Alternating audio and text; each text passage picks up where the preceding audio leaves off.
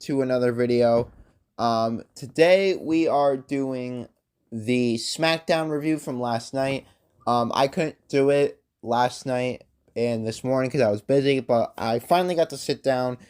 And last night's Smackdown blew me away more than I'm blown away by my own shit.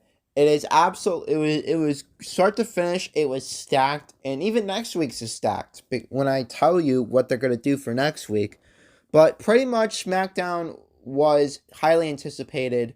I mean, and for good reason. You had two triple threat matches, one of them being a PLE level match. You had a women's tag team title match. Roman decides he wants to show up on TV, and you had the whatever the finals of the tournament was gonna be, and you had Cameron Grimes, and it's just so much. So we're going to cover it all here today, and we're going to start off with what started the show, and that was the triple threat match between AJ Styles, Edge, and Rey Mysterio. Now, for me, I picked Edge. I beforehand, I wanted Styles, but Edge released that video. If you even have an ounce of social media, you probably saw the Edge video.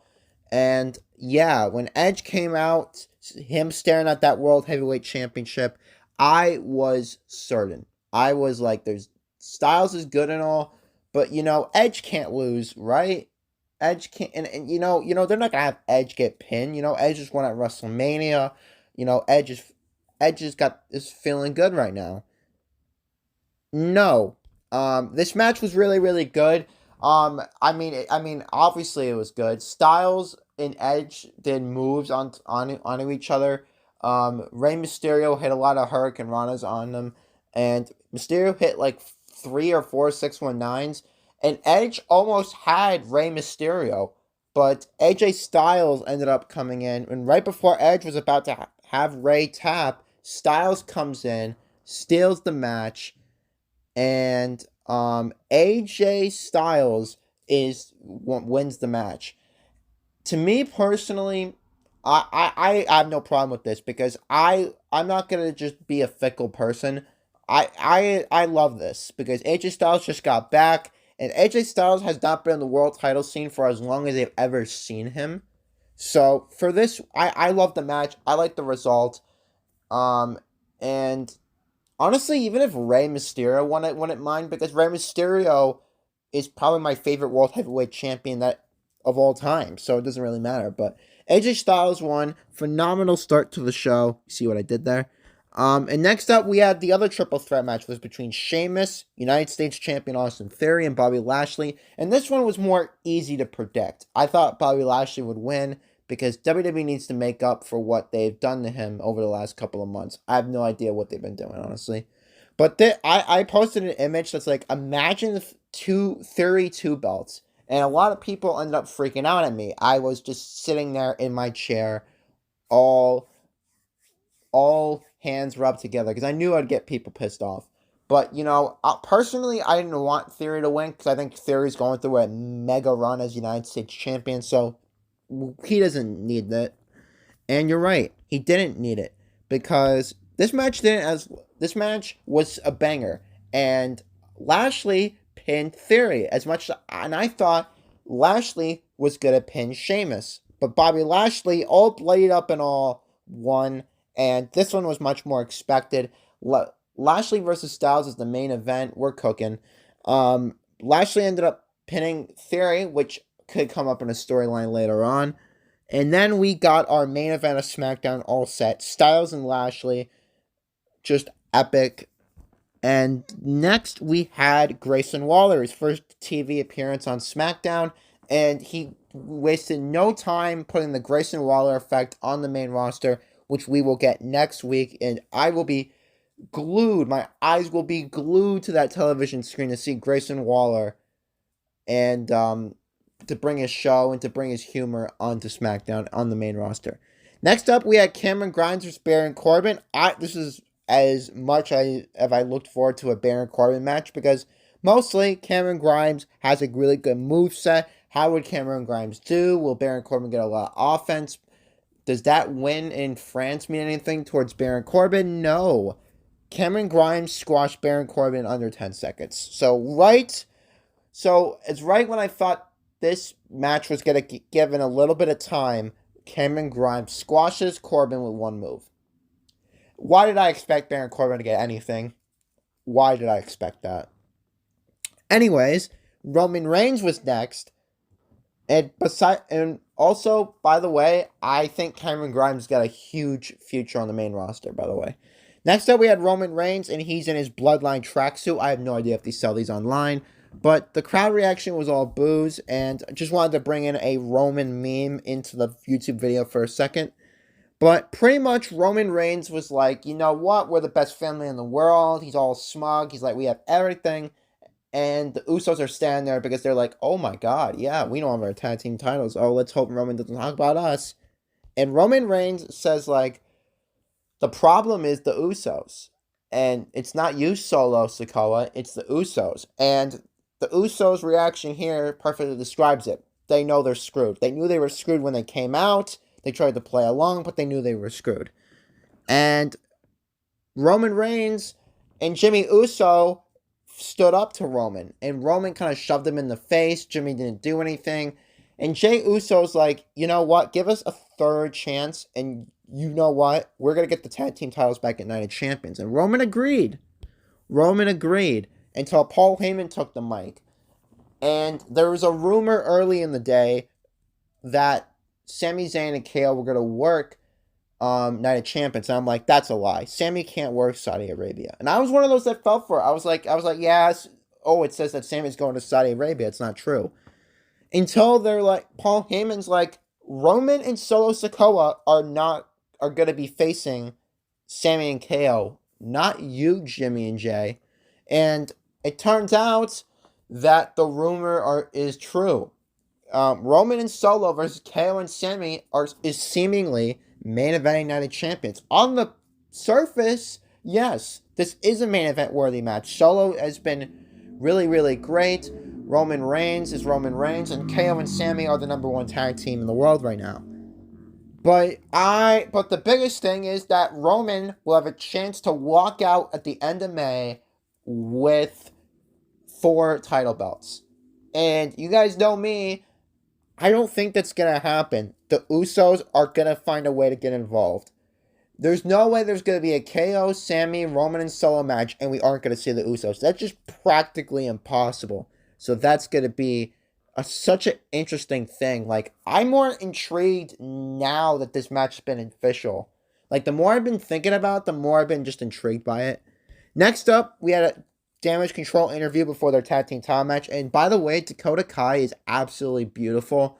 You guys may have seen on her social, she posted a video of her new hair. I love it. It just seems like Dakota Kai looks good no matter what. No matter what.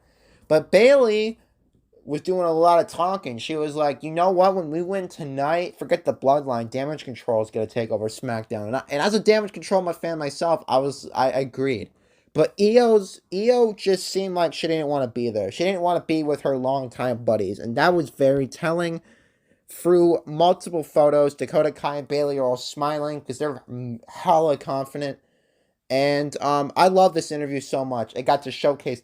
It just showcased the that Io is ready to turn any second now. She wants to turn.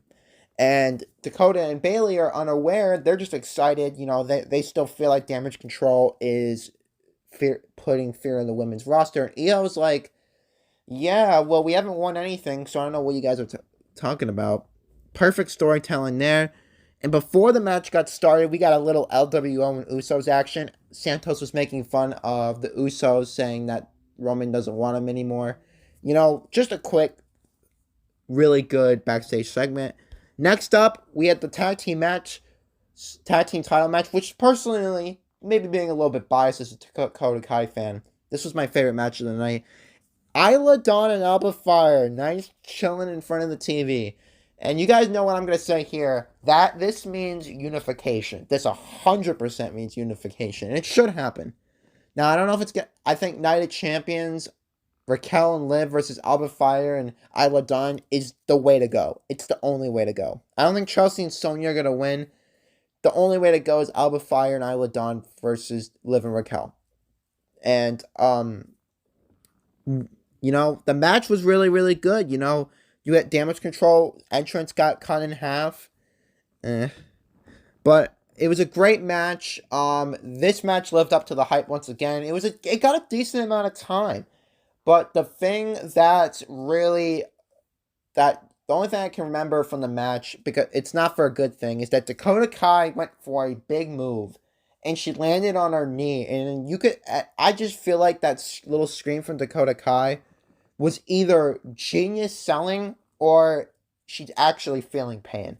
Now, Dakota Kai, things that I've read, I haven't been able to get a lot because for some reason nobody has an update on the situation. Dakota Kai got carried backstage by Bailey and an official, but I heard from another person that Dakota Kai is completely fine. And as you guys can tell by the image here, Liv and Raquel retained their titles, but the obvious concern was Dakota Kai. And hopefully she's all right, because this would be the worst time possible for Dakota to get injured. The worst time. Next up, Pretty Deadly hit our screens for the first time, and I wasn't expecting them to get into it with the Brawling Brutes, but they did. And we're going to get Brawling Brutes versus Pretty Deadly next week on SmackDown, which is absolutely a banger and a half. I hope Pretty Deadly win, and Pretty Deadly, not the gruesome twosome that were rumored. Pretty Deadly are Pretty Deadly, and they are here, gimmick and all, nothing cheesily changed, here on SmackDown. Love to see it. Next up, they officially made the match official, the main event of Night of Champions, Roman and Solo versus Sami and KO. Like the graphic, not much to say here. They had to, this next segment was definitely cut in half. Bianca's got out of a championship celebration. They kind of half-assed it, setting it up. And Asuka was like, you know what? Before Bianca even grabs a mic, I'm going to come to the ring. And Asuka, you could definitely tell that she had missed, because she was holding her mouth in like she was trying to hold in water. And she ended up spitting mist into Bianca's face. Bianca's selling here actually is great. I loved it. And Asuka versus Bianca at Night of Champions looks like it's going to be made official within the week too. So, and also Asuka is finally heel. Yeah, remember that last heel change that WWE tried to do with Asuka?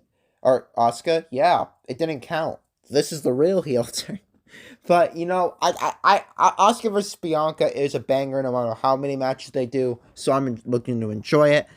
Next up, we had Styles versus Lashley. The match itself between Styles and Lashley was good. It wasn't as good as the other ones, but AJ Styles wins the SmackDown side of the tournament. Lashley was bleeding again. I mean, I don't know what this means at all, if Lashley's legitimately hurt on the head. But Styles won, and we've got a absolute banger. Styles and Rollins, World Heavyweight Championship. It's going to be 5 stars. You might as well just plug it in with 5 stars right now. It's going to be an epic one.